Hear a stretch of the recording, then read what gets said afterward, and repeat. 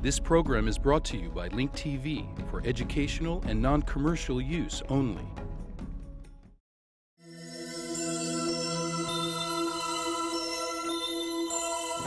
Mosaic, a daily news program from Link TV, presents a selection of news reports from independent and state-controlled broadcasters from throughout the Middle East.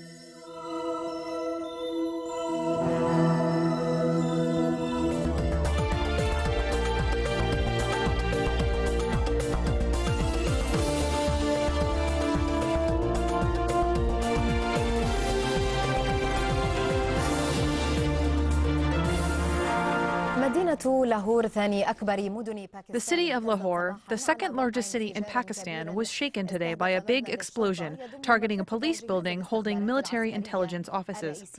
The attack, which was carried out with a booby-trapped vehicle, killed more than 20 people and injured 300 others. It also caused major material damage. This suicide operation, which was accompanied by an armed attack, comes in the framework of the large military campaign that was launched by the Pakistani army in the Swat Valley in the north of the country. This campaign, which is considered the largest and most brutal campaign, is aimed at stopping the increasing influence of the Taliban. Our correspondent from Islamabad, Mayub Huda, reports. على وقع هجوم مسلح وعملية انتحارية مدوية. The residents of Lahore were awakened today with the extremely loud noise of a suicide operation accompanied by an armed attack. They were faced with images of destruction as the headquarters of the city's major intelligence agencies were hit. This attack, which was carried out by unknown attackers, killed and injured dozens of people. There are hopes that the perpetrators will be identified since the authorities arrested 2 suspects. The military operations launched by the Pakistani army in the Swat Valley against Taliban fighters has escalated, and the Pakistani army continues to talk about consistent progress as a result of inflicting heavy losses on the Taliban, enforcing its control over half of Mangora, the stronghold of Taliban in the Swat Valley. Political observers, however, link the Lahore attack to the Swat Valley military operation. We have to link it up with the military operations. We have to link the Lahore attack to the Swat Valley military operation that is being launched by the army. Taliban fighters are demanding that the military operation end. They are fleeing because they know that they will not win the battle against the army. وأمام واقع الحال هذا فإن أكثر من 2 مليون نازح More than 2 million displaced people who are faced with this reality face an unknown future. They continue to suffer the consequences of a crisis that might be transformed from a humanitarian crisis into a political one, especially if their presence is maintained in these camps, which face severe shortages of supplies and aid. Today's Lahore attack increased fears among Pakistanis that their country will become hostage to attacks and counterattacks amidst military operations that the government says will not stop until the rebels and their leaders are eliminated. Mayub Huda, Dubai Television, Islamabad.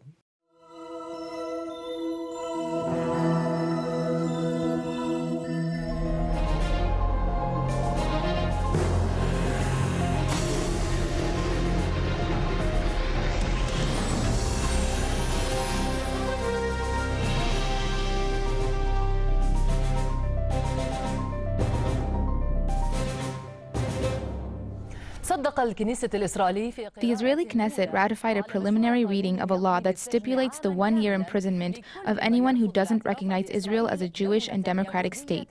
The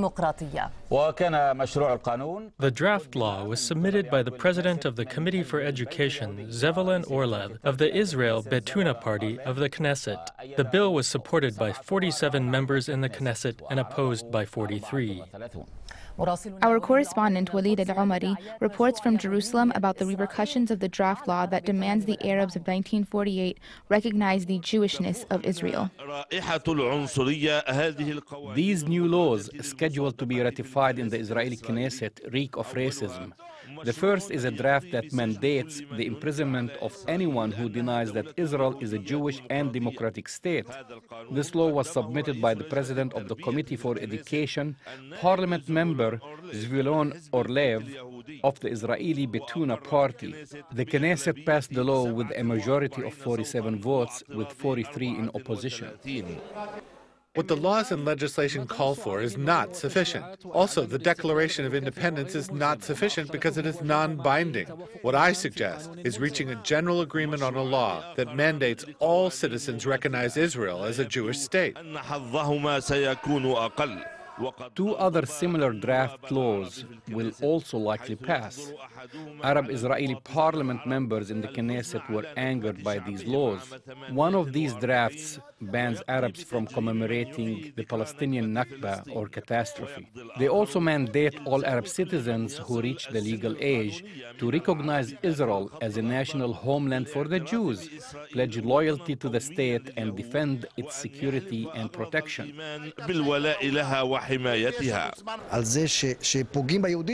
This is dangerous and fascist conduct. We must stop it.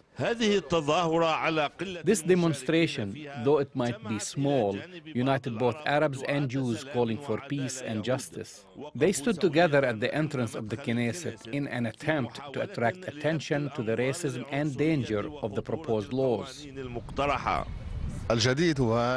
This news comes with complete pressure from the government and has its stamped approval.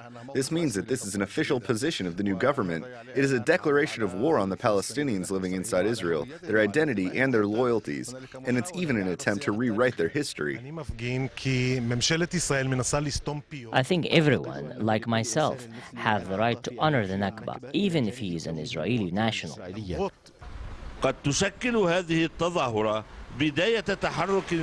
This demonstration might be the beginning of a public movement of about 1.5 million Arab Israeli citizens whose presence has been officially threatened, especially when considering that some left-wing groups have become vocal in warning against the racism and danger of such laws in Israel. There are concerns that if these racist laws proposed by influential Israeli parties are passed, the same parties may next call for the forceful migration of the Palestinian people. Walid Al-Omari, Al Jazeera, West Jerusalem.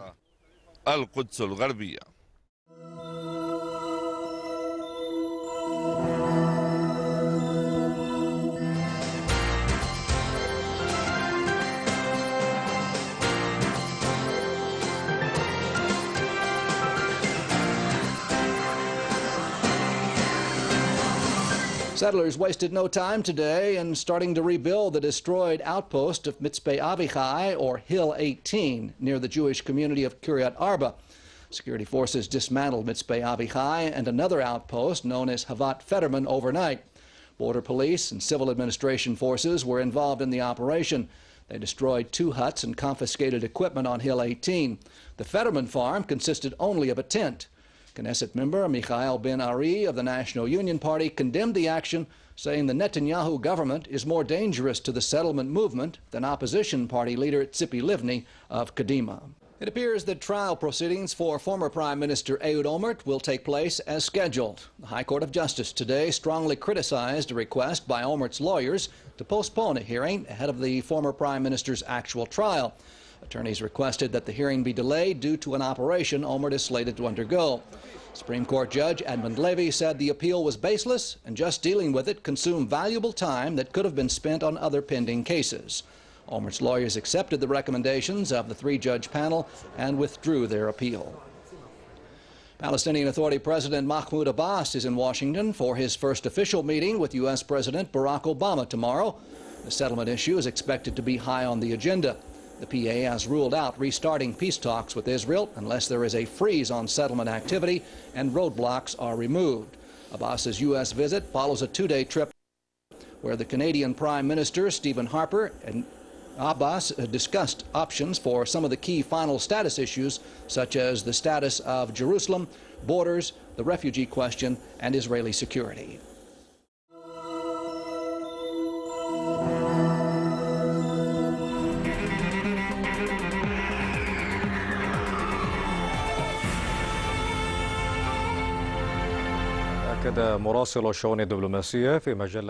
German weekly Der Spiegel diplomatic correspondent Erich Volat said his research was meticulous and he stands behind its conclusion, accusing Hezbollah of assassinating Lebanon's Prime Minister Rafiq al-Hariri. He added that the documents he reviewed were authentic and not copies, and that he verified every single word in the report before it went to print. Volat said he is an independent journalist and does not work for any intelligence service, adding that he was not surprised by Hezbollah's Secretary General's response to the article. Qasim Qasir joins us from Beirut. He's a political analyst. Mr. Qasim, Volat insisted on the accuracy of his story, adding that his research was meticulous and he was sure of every word in it. What's your response to that? Regardless of what the German reporter is claiming, and regardless of the types of documents he reviewed, we have read many stories about the assassination of the former Lebanese Prime Minister, Rafiq al-Hariri. In fact, they were able to produce witnesses who gave various accounts and present different scenarios of the case. The fact that the documents he researched were authentic is not relevant. There are many ways of producing documents which may give a contradictory account to the one corroborated by the facts on the ground. In my opinion, the last word should be left to the International Court of Justice. No matter how much time we spend commenting on the case, we will not be able to confirm or dismiss these allegations. This will be the case until the ICJ presents the evidence and shows the facts on the ground. It has been 4 years since the assassination of al-Hariri. Therefore, we can't verify the story because it was published by certain media outlets or told by certain groups. Regardless of what the German reporter is saying, only the ICJ can present the evidence and corroborate the facts of the case. Sir,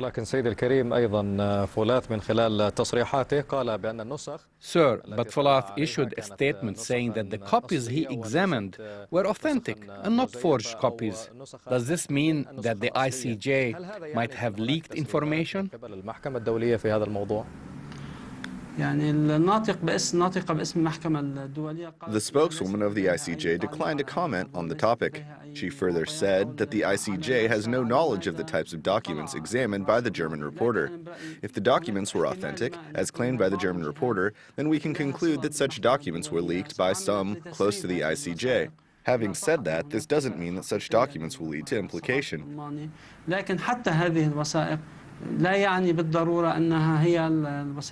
The story is merely a media story which has no verifiable source or basis, and which the ICJ has declined to comment on. The ICJ, which has been cautious so far, didn't issue any official report on al-Hariri's assassination. I think the German reporter must recheck his story and verify the sources.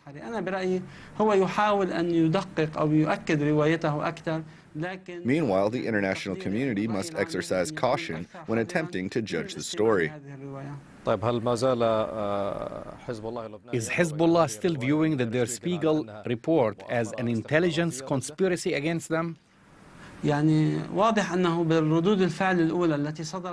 the immediate reactions following the release of the Der Spiegel report, many have expressed doubt about the facts cited in the story. While some said that the story was an Israeli fabrication, others said it was internationally motivated. In addition, some Lebanese said that the report aims to stir strife in their country. The head of the Future Movement, Sheikh Saad al-Hariri, who is the closest to the case involving his father's assassination, said they will not stand behind a story that was told by a newspaper.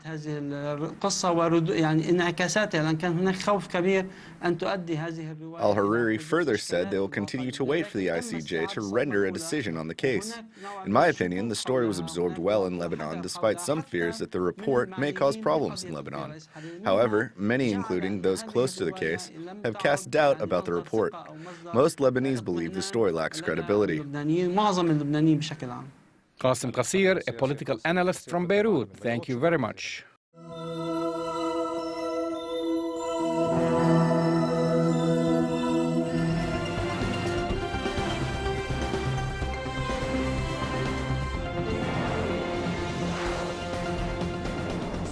senior army officer has been arrested in Lebanon amid a crackdown on spying networks in the country. Many of the arrested suspects have confessed to working for the Israeli Secret Service Mossad, as Mariam Saleh now reports from Beirut.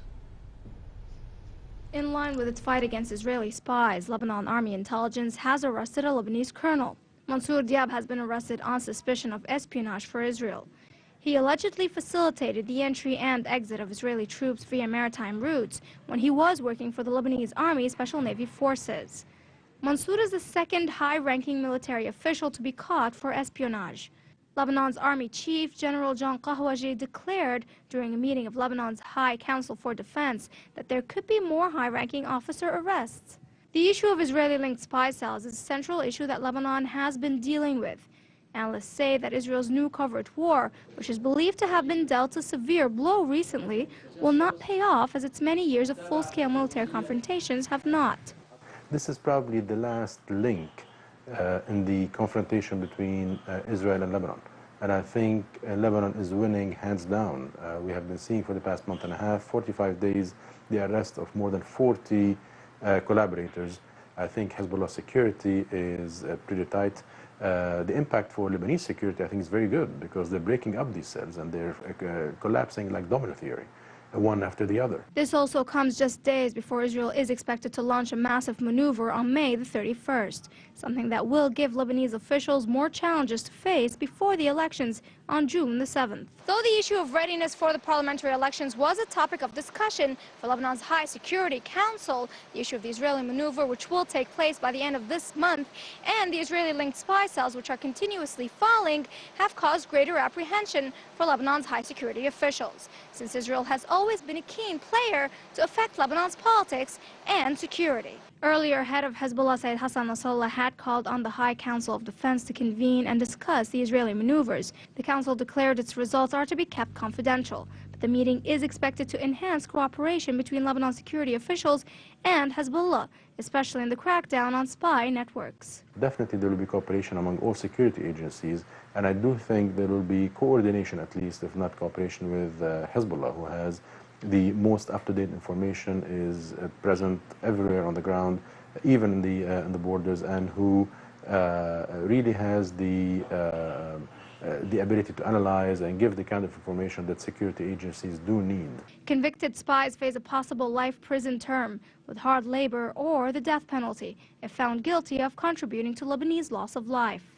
Many of the spies were allegedly working for Israel during its 2006 massive war on Lebanon, when almost 1,200 people, including civilians, were killed. Mariam Saleh, Press TV, Beirut.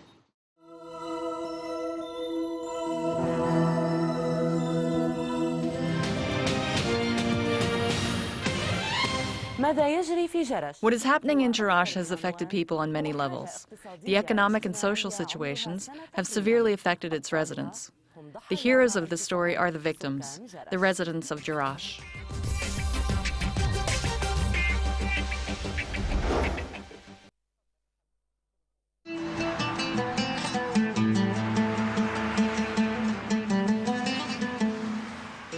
Jerash.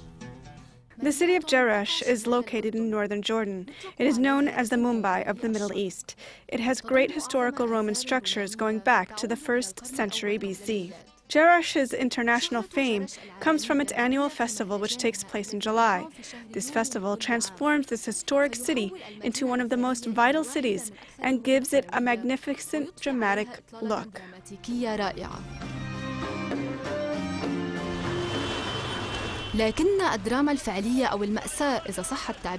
However, the actual drama or tragedy, if one can use this expression, is actually inside the homes of Jerash. One can sum up their situation with 2 words: need and confusion. The elderly have been living this tragedy for a year. Children are threatened with hunger. The local markets are empty. In a few words, Jerash is an afflicted city. My dear, do you see? They took my money. My husband is paralyzed and sick. He needs someone to help him. I heard that people were putting their money in the stock market. I'm illiterate. I can't read or write. All the people were telling me, put your money in the stock market. So I said to myself, let me put the money in the stock market. I thought that I would be able to make more money to improve my husband's living conditions and buy him medicine and blankets and food. Hajja Hassan sold her gold and jewelry and invested the money in the stock market in order to improve her living conditions and to provide medical care for her paralyzed husband. I swear to God, I have difficulty in paying my water bill. All the bills have been accumulating. I need a solution. I have no energy left in me. I have been very worried about this life. I wish I used the money to fix my teeth because that would have been better. I thought that I would be making some money, but after 40 days, they told me the stock market collapsed. I lost all my money in 40 days. My son Ziad did not take 1 penny. Hajja Samiha is not the only woman in Jerash that lost her money in the stock market. Everyone here has a tragic story for the same reasons. Jerash and northern Jordan in particular have been the victim of a scam. We do not know who put this scam together. Is it the stock exchange companies or government employees? Where is the government? We live in an afflicted area. People have sold their homes and some even took loans on their salaries, only to realize 2 months later that the stock market crashed. We want our money. Maybe my situation is not as bad as others, although I have a great deal of pressure on me. I have a home that I plan to live in, but I can't do that because it's mortgaged. My sons are in the university, and I can't pay their tuition. Frankly, I'm begging for money. Abu Haytham lost $25,000 in this game, as he calls it. Kamal has a similar story. The stock market has destroyed our lives. I've been saving money since I was a young man. I've managed to save 9,000 dinars because I need a kidney transplant, so I do not have to keep going to the hospital to get dialysis. I gave them my 9,000 dinars so that they could make it into 16,000 dinars. I hoped that I could go to Egypt or Pakistan to get a kidney. They fooled me. They did not give me 16,000 dinars, and they did not give me 9,000 dinars. They gave me nothing. Look at this. This proves that what I'm saying is true. Kamal rolled his sleeves up to show his hands, which show the effects of the dialysis. Only a few meters away from Samiha's home, we visited the home of Hassan and Abu Hassan, who were sitting outside their home. As soon as we put our money in the stock market, it collapsed. My sons put more than 30,000 dinars in the stock market. My 5 sons put money in the stock market. No money is left for us, not even enough to finish the construction of our home upstairs. We can't even install a dishwashing sink in there or a faucet. My sons can't even get married. We invested the money I have saved working hard with my own hands in the stock market. Now I'm left with nothing.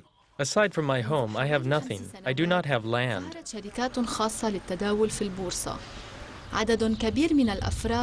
5 years ago, stock market companies started to emerge. Many people put all their money in the stock market, and some even sold their properties. In the beginning, a large number of these investors collected large sums of money, but these profits soon evaporated after the financial crisis shook international markets.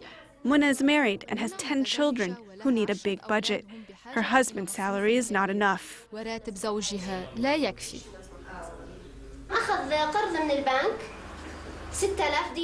We have taken 6,000 dinars in loans. We put the money in the stock market in August. In September, the stock market collapsed. We were not able to use the loan to improve our living conditions. I wish we did not take out the loan. We now have to pay the money back. Now the bank garnishes my husband's entire salary. We took the money to improve our living conditions. Instead, we made our lives worse. These investors were encouraged by a wide-scale media campaign. They made ads and billboards. They distributed leaflets in mosques and streets. They hosted a number of parliament members and former ministers on TV. Stock market companies wanted them to become the heads of branches. On one of the shows, one parliament member said that the company's owners wanted him to become a branch manager because he has a good reputation. When companies employ people with good reputations, more people invest their money.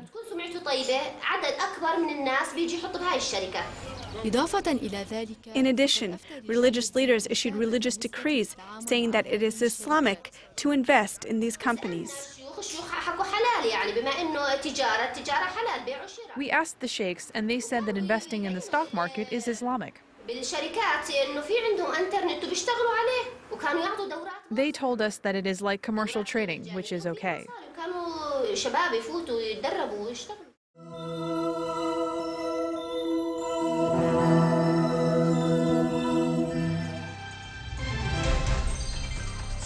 مكن التمويل الأوروبي لسلطة منطقة العقبة الاقتصادية الخاصة. European financial aid in the amount of 10 million euros to the special Aqaba Economic Authority has helped transform the economy to make the area ready for investment in Jordan and the region.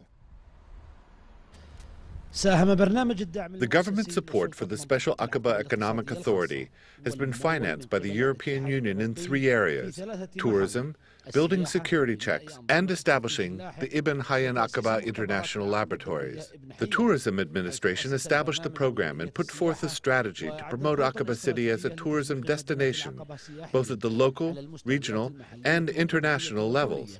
This helped make Aqaba an important tourist destination, especially for people in countries in the European Union. The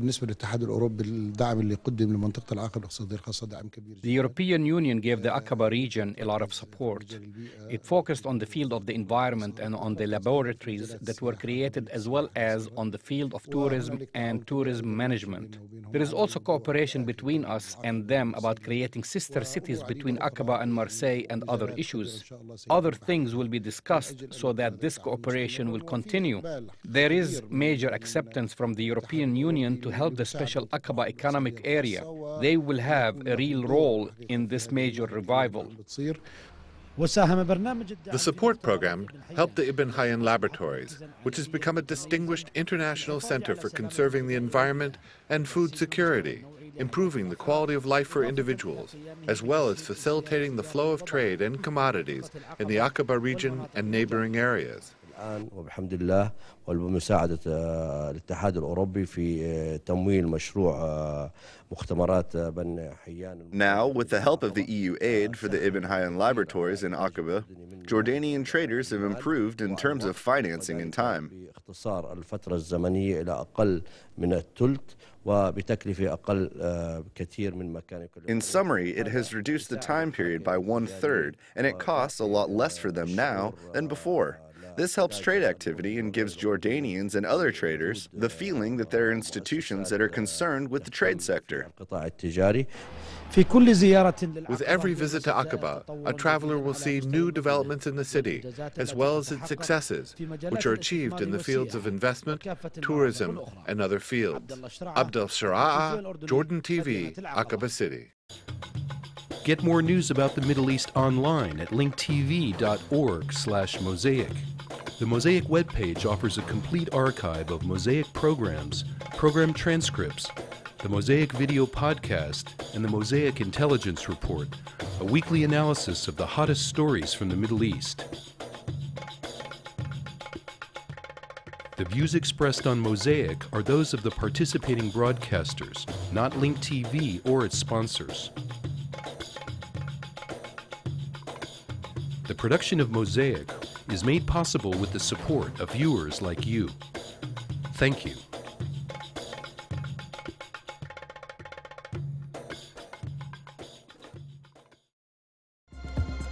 This program is brought to you by Link TV for educational and non-commercial use only.